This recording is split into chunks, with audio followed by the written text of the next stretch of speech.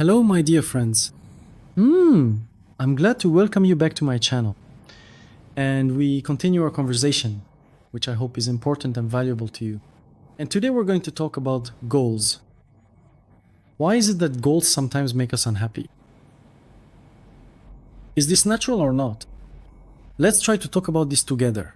Stay until the end, and maybe something will start to become clear. Let's reflect together on why this happens. We live in a world that's obsessed with goals, especially in the last 50 years or so. And in the post-Soviet space over the past 20 years, we've been caught up in this cultural trend of success mania. We strive for success, and the main thing, well, you could say the North Star without which success is impossible is the goal.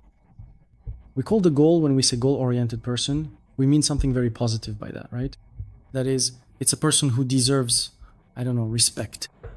So striving toward the goal is very important. If a person lives without a goal, then their life has no meaning.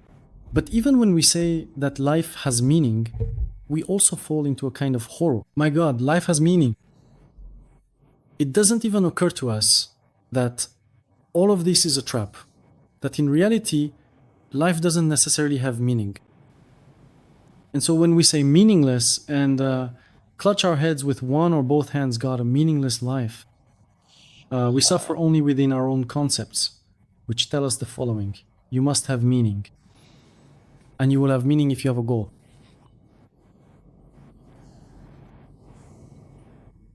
A goal is that very cheese, not exactly free, that's inside the mousetrap.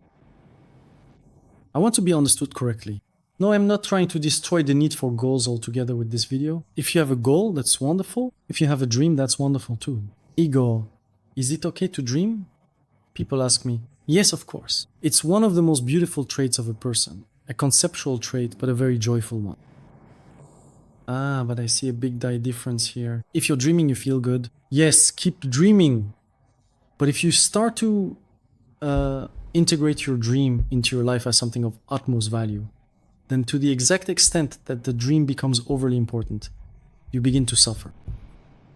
That's why dreaming is wonderful. But a dream, as a fixed object that you strive for, becomes a source of problems, pain, and suffering. It's pretty much the same with goals. A goal is always a fluctuation of concept. Well, a goal is always conceptual. And this is where its main vulnerability lies. It's like that very needle of Cochet, where Cochet's death was hidden in the needle. Right here, in the very nature of a goal, this explosive mechanism is embedded. The source of any goal is always a concept. And now, the most important thing, a person who starts striving toward a goal, well, a few things happen. They begin to see only what aligns with moving toward that goal. As people say, a goal-oriented person often admits that they don't see anything else in their life. Remember that famous story about Kant, about energy, residual energy, and how his attention, he was always focused on his thoughts, on his philosophical ideas. And so the remainder of his energy and attention was only enough for him to walk the same road to the same places. Of course, he couldn't see anything else except his own ideas. This is a property of any goal. As soon as you set a goal, your consciousness becomes narrow. But that's not the nature of consciousness.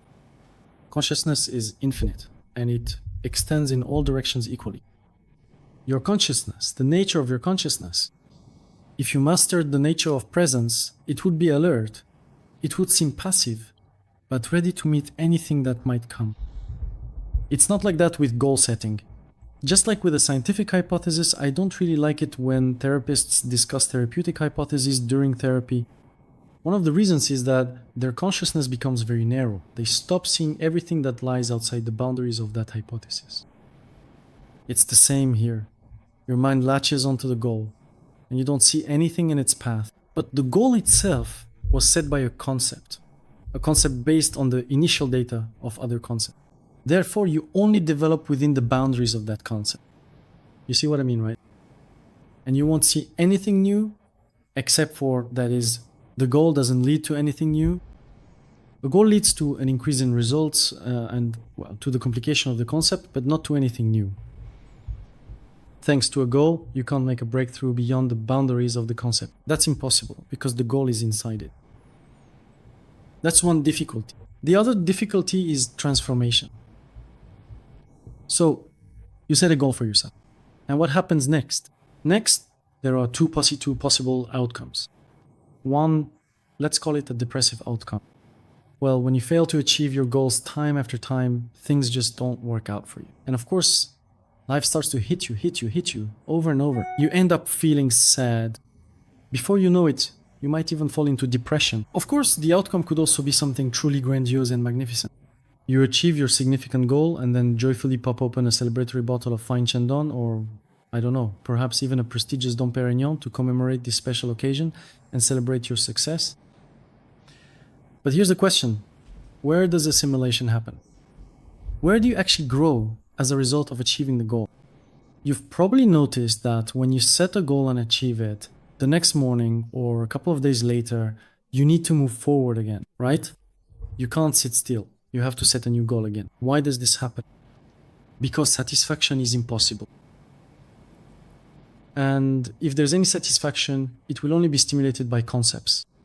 Well, if you're really lucky and your goals are based not just on a bare idea, but on some deeper part of your conceptual framework, like a genuine need, then you will feel satisfaction. However, even in this case, when it comes to goals, you know that the desire to set a new goal and run even farther, even faster, and with even bigger steps arises again. In other words, for some reason, the drive toward goals is never satisfied. The speed increases, but it increases within the cycle of concepts. Do you see what I mean?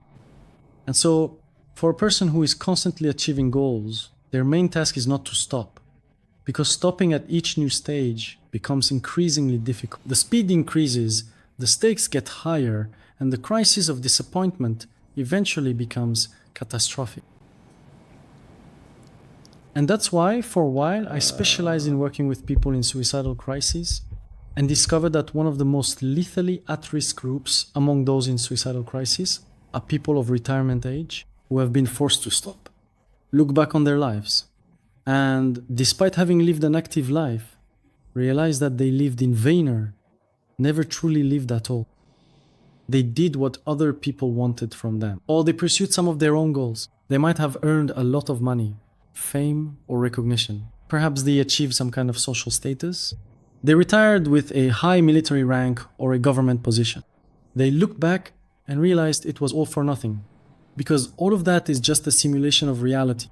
And at that moment, they experience a very severe crisis, and nothing can compensate for it. Well, if they still, I don't know, have children, grandchildren, or they teach something, if they pass on their experience, then in general, they can find some compensation. If not, it's very difficult. The crisis becomes extremely hard. So this is an important matter. All the goals we set happen parallel to our lives, not within them.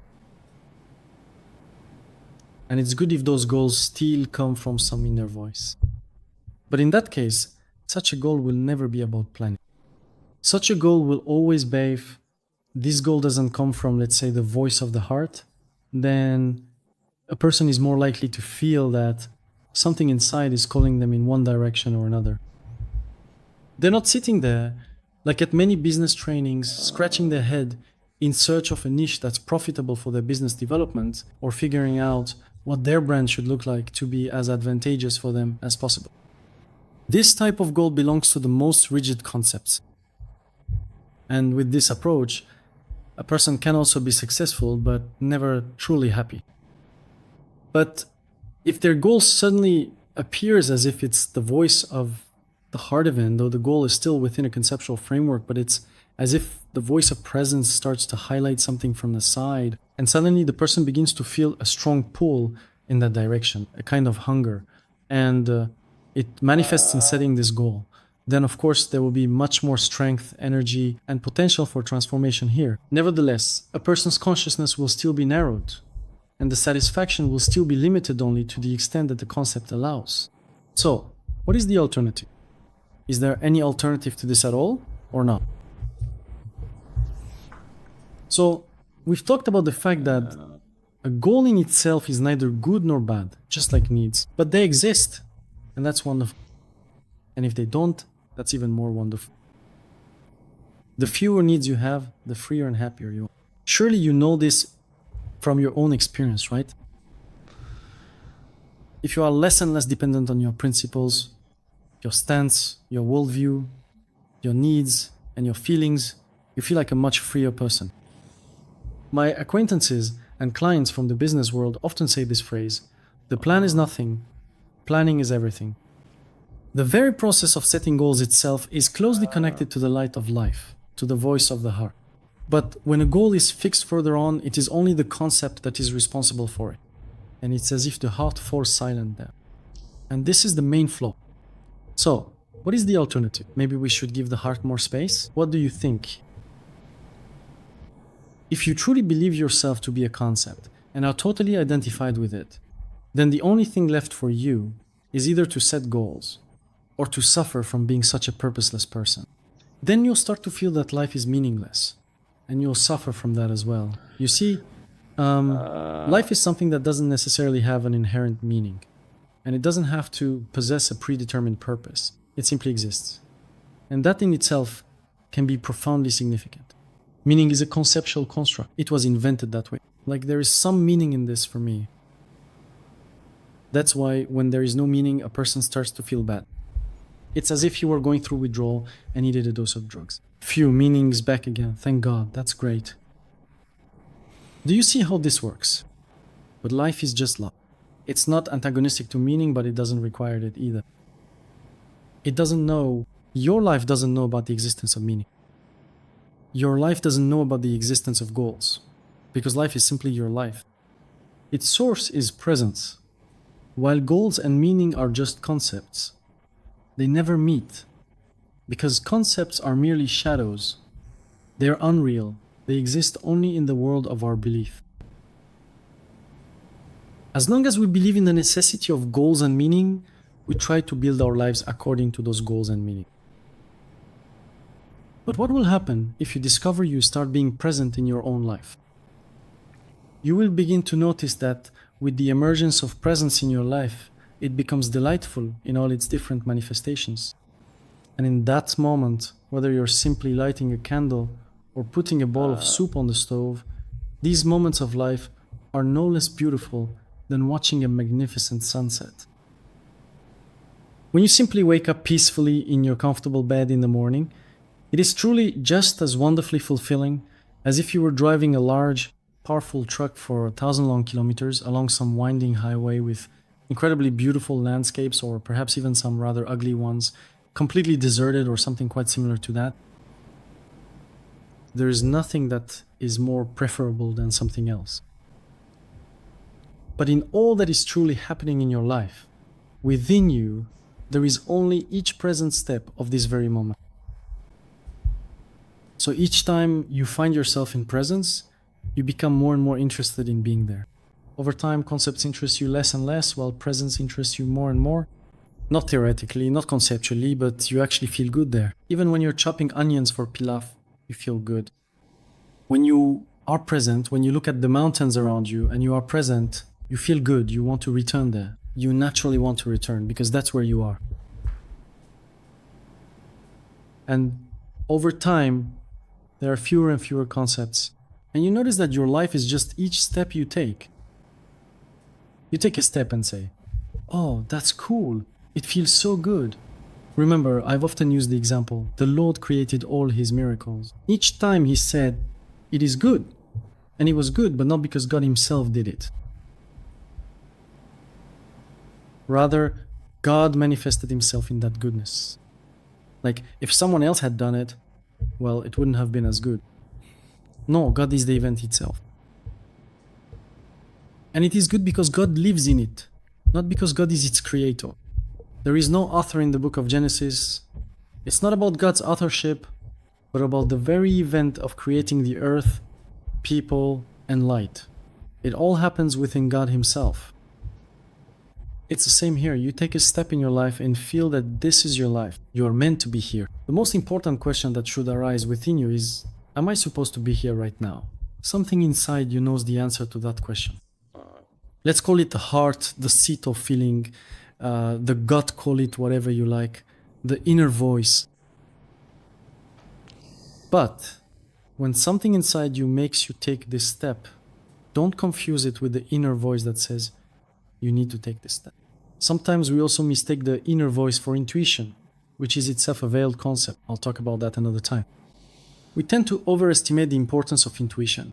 In reality, it's just the same fluctuations of concepts. Nothing more, nothing less. And so when we take this step, this one and only step, and we feel that we must be here, that this is the only thing that can happen, that is life. There is nothing else. And only by looking back, not forward, as with a goal, but the opposite, looking back. If we want to realize what kind of path we've taken, we look back and say, oh, my path was like this and this and this and this. But that's important for a biography or an autobiography. That, so to speak, is no longer life itself. A description of life is not life. It's a concept. Any description of anything will be a concept. So when you write your biography, it will be a concept of your life, but life itself is only this step. And with each step you take, you measure how much it resonates within you. Its source is either presence or a concept. And at the moment when you feel that there is no longer an author, that the author of this step, whatever you are doing, hugging your child, agreeing to an unscheduled session with a client who wrote to you and said they were feeling very bad and asked if you could give them some attention soon, planting a tree, watering a sunflower that you decided to grow in your garden, for example. It doesn't matter what you are doing. And with each of these steps, you ask yourself, where does it come from? Is there an author behind it? And at some point you will see that there is no author behind it. There is simply the act of watering the sunflower, hugging your son.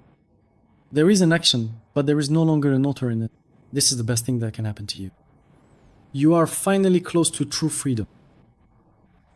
And then, I assure you, you will have no ground for suffering. You won't need to experience any form of illness or physical ailment. And you certainly won't need to cause distress or torment to other individuals. Because it is only at that profound point, when you are truly aligned with your authentic self, that you can genuinely live in complete accordance with your inherent and true nature, finding profound peace and genuine fulfillment. The source of this is presence. Take care only of this. I assure you, the right actions will arise at the right moment. Everything will be fine with your boundaries. No one will take advantage of you. You will be able to earn money, and you will be much more effective in whatever activity you engage in if you are present. Your effectiveness will increase because you won't be wasting energy, strength, and time on suffering and drama, on maintaining the drama of this whole performance within the concept. You simply won't need to. This is what life is. Just give it a try. See how it works out in your life. There will always be a lot of self-love in this. And there will always be a lot of respect for other people in this. It always goes hand in hand. And you will always feel a certain peace within yourself, that you are in the right place, where you are meant to be. You don't know what will happen tomorrow. And yes, you might feel a little scared. That's normal. You are ready to face whatever comes tomorrow, but that doesn't mean you're indifferent to it. The moment concepts disappear completely and stop having any influence on you, everything will vanish, everything will pass, all fears will go away. But until that happens, the journey toward deep, true freedom will be accompanied by fear. That's normal. It's possible that at some point your fears may even intensify. That's normal. You might start to have some doubts. Confusion is possible. There might be some inner, sadness or depression. All of that is normal. That's normal. Why? Because concepts don't just give up easily. At first, they start throwing at you everything they know. And then they come up with new things, just to scare you as much as possible. But at this moment, most likely, you will already be feeling the full depth of your life.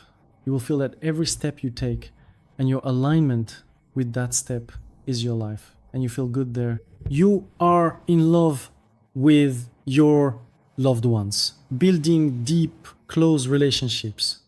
Yes, of course, the fears that arise cast a shadow and remind you that you are clawing yourself out of a concept. Well, how is it? Maybe it's not the best word, but it's as if you are growing out of the concept. The concepts start to squeal, because initially you began this path within a concept, and the concept wanted to be cunning, to keep you inside. But suddenly, this hunger and thirst that arises for presence, with every step, starts to push the concept aside, and they begin to riot inside like demons. It's normal when fears, doubts, worries, and anxiety appear. At one time, Juan de la Cruz, I believe, quite profoundly described this in a beautiful poem called The Dark Night of the Soul. He was one of the Christian mystics who, at some significant point in his life, experienced a profound spiritual crisis related to his deeply held faith. And since then, this idiomatic expression, the dark night of the soul, is often used for this kind of, intensification of doubts, or when you find yourself in a space that is unfamiliar to you, when you know how to navigate conceptually but not in the space of presence. But the concepts are still there. And with loud voices, like a chorus somewhere behind you, they say, "You're not going to be okay. You'll be lost. How will you manage without us?" And that's it. Anxiety arises. Life becomes unpredictable. Wow, wow, wow, wow, wow. It's okay. Stay. Be present. Be present. Keep your heart open. Everything will pass. All fears are unreal. Everything is unreal. It's all just concept. They're somehow fighting for their existence. And at that moment, you'll see that goals aren't necessary. Maybe to other people, it will even seem like you're a goal-oriented person. For example, many people, I don't know what impression you have of me, but many who see me, knowing what I do in life, say things like, "Igor is goal-oriented. He's really moving toward his goal. Look at how much he's accomplished in his life." But I have never set any goal. It's not some recent development. I've always had a bad relationship with goals. I was never interested in them. Inner peace has interested me since I was 5 years old, but goals no. But that doesn't stop me from being a good therapist, a loving husband, a happy person, and a colleague others can rely on, a team leader whom people can turn to. I wouldn't call myself a talented entrepreneur or businessman, but I also don't consider myself an extremely unsuccessful person here. To many, I might seem super successful, but I don't see it as success. But love for people and being love in presence, that seems to me far more valuable than all the medals you could hang around your neck. Because medals exist only in dreams. But love and presence are always within life itself. Well, that's about it. I hope, my dear friends, I haven't confused you. In any case, I was glad to see you. If my videos somehow support you and seem useful for your friends and acquaintances, don't hesitate to share them. This is open content. Share it with your friends and acquaintances. And if you'd like to join our program, as usual, there are links to our program in the description under each video. Come join us. Maybe you're destined to become a great psychotherapist with our help, or simply a happy person. And at that moment, you can also rely on us. Wishing you a happy day, and I'll see you in new videos. Bye.